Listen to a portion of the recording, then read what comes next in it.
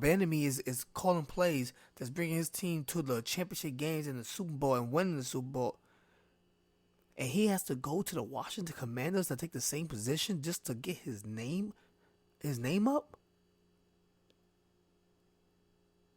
Man, that's like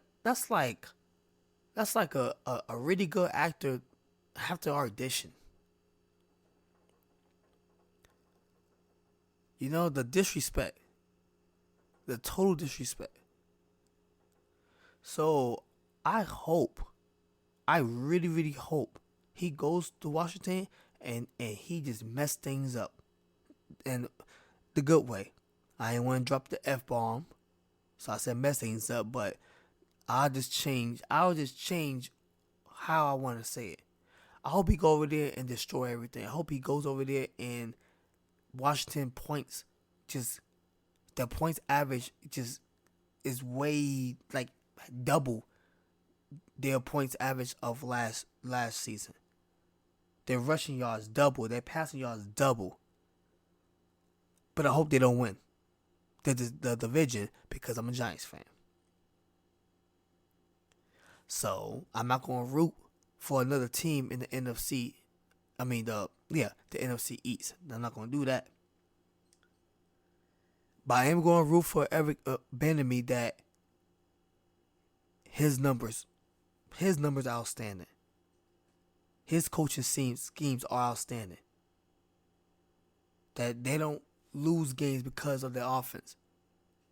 That he's not the reason why, but he's the reason for their success. I do wish that for him.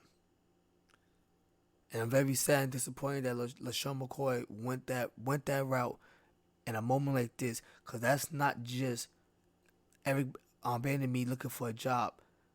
This is a negative stereotype that the NFL love to adopt. That's been going around since slavery times. Going around since slavery times. Starting in slavery, we wasn't allowed to learn how to read. We wasn't allowed to learn how to write. We wasn't allowed to know certain words because you have to read a book to learn these words. Slaves were getting beat and sometimes even killed when they was found out that they was trying to learn how to read. Generations of that, we got generations of people not knowing how to teach a younger generation education because they wasn't taught education.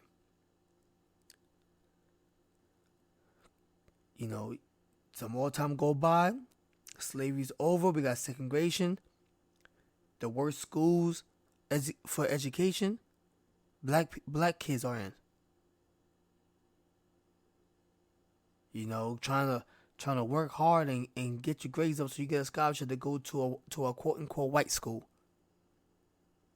Cause at that time, that's how you get the better education. We come a long way in this country when it's coming to our intelligence. Now we got HSBU colleges. Trying to develop the academics and the athletics of their students, their black students. And this negative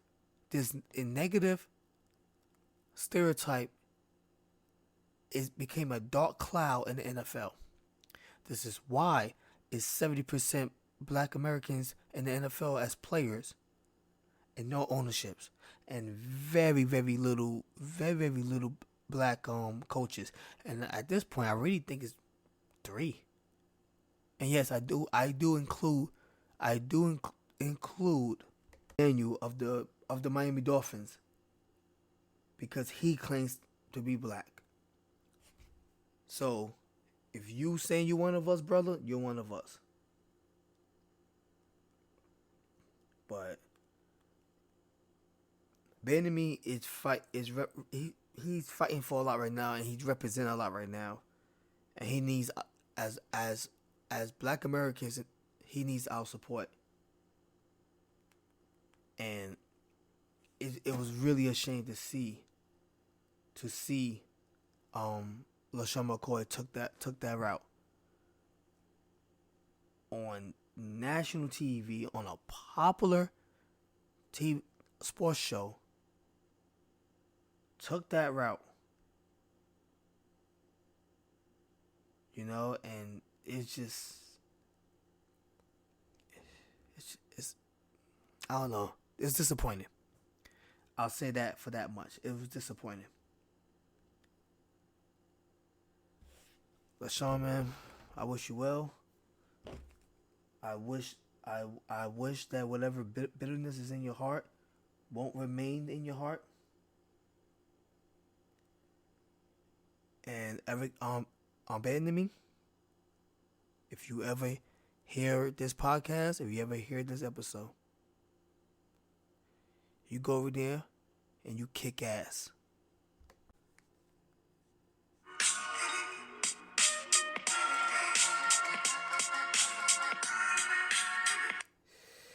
So it's almost that time of the year when we gonna start talking some college basketball. We almost there. March Madness is less than 30 days away now. Less than 30 days away. Usually it's about around the second week of March. And sad to say, this year there's nobody to really look out for like that. I mean, there's a few people to look out for. You got Zach Edey of Purdue. I've been on past episodes. I've been mentioning his name. Purdue was ranked number 1 a lot this year, and mostly because of Zach Edey. He's real close of being the first NCAA player in like 20 years or something like that, 25 years to average 22 points and 13 rebounds. He's right there with that stat. He's averaging points as if it's an NBA game. NBA gets an extra 8 minutes. So it's like, man, if you could do that in 40 minutes of basketball, if you get an opportunity and you get a starting position and plays is being run by you could probably get 26 and 14 in the NBA. He's big enough. He's like 7'4", I believe he is, 7'4". Now Purdue dropped some games, so right now I believe they're third in the nation. They dropped some games. Like I said, man, there's no super team. There's no super team this year. But there are a few players that's worth looking out for. Jalen Wilson's another one out of Kansas. Brandon Miller out of Alabama. Alabama is the big surprise right now.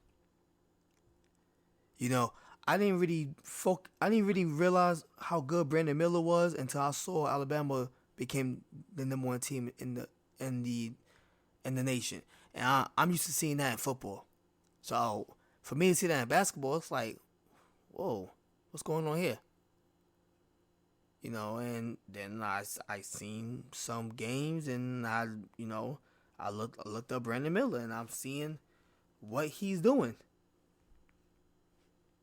I'm like, whoa, I thought Zach Edey was going to be number 1 pick next year. Looked like it could be Brandon Miller. Number 2 pick. Maybe even number 3 pick. Because oh man, I cannot pronounce Victor. The big, tall Kevin Durant looking dude. Body-wise, not face-wise. Where is he playing right now? He's playing somewhere overseas. I'm gonna try to pronounce his name. Victor Wembanyama.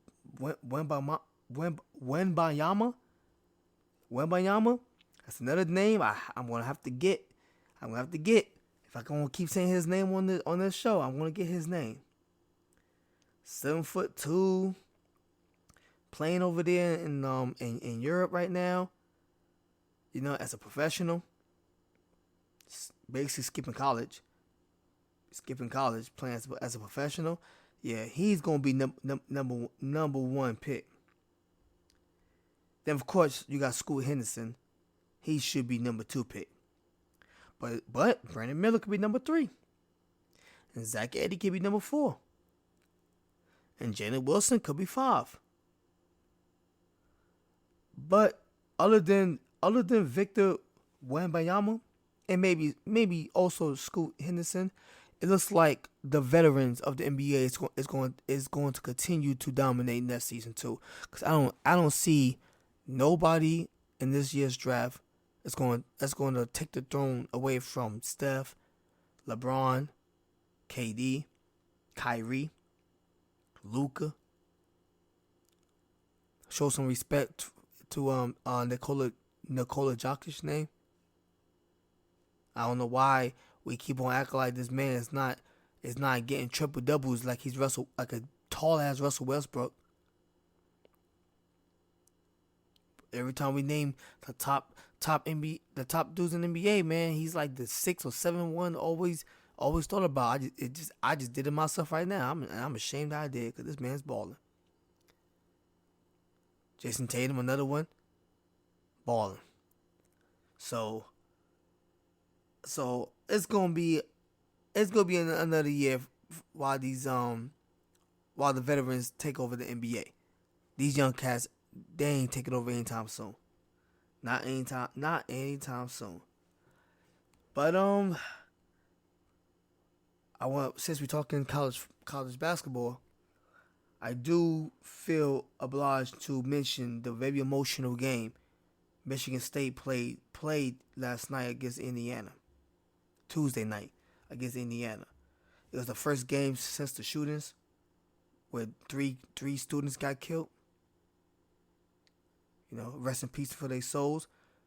Several students got hospitalized. They fighting for their well-being, their health, and I wish them well. I'm maybe sorrowful that they had to go through this and just by going to school. A bunch of young, early 20 kids just going to school. They got to deal with this nonsense. So I wish them well. But it was the first game since the shootings. It was very emotional. Tom Izzo, the coach Tom Izzo, he was crying. He had tears flowing down his cheeks, as they should, because of the emotional behind. They play on a heavy heart. They play with a very heavy heart against Indiana. And they came out with the victory, 80-65. I'm not sure what they're gonna look like in the big tournament next month. I believe they're unseeded at this point. I believe they're unseeded. But it was a great game, for them. A very emotional game for them. Tyson Walker, their guard Tyson Walker, came up with 23 points. And it was. That's all you can really say. The emotion. The players with their emotion on their sleeve. Tom Izzo crying like that's all he's been thinking about for the past weeks, because probably was all he could think about. All of them. So great win for Michigan State, and I hope they have an opportunity to make the big dance next month. But them being unseeded this far in, maybe not, but you never know. Tom Izzo, he got some pull. Texas got a win Tuesday night against Iowa State, 72-54. Xavier dropped the game against Villanova, unseeded Villanova. Don't want to drop those games this close to March. Kansas City upset Baylor, 75-65. Not really big marquee games Tuesday night. Even the Michigan State game wasn't a big marquee game. It was just a very emotional game. But we're gonna start talking some college hoops as the weeks go by. We start paying attention to college hoops. who's hot,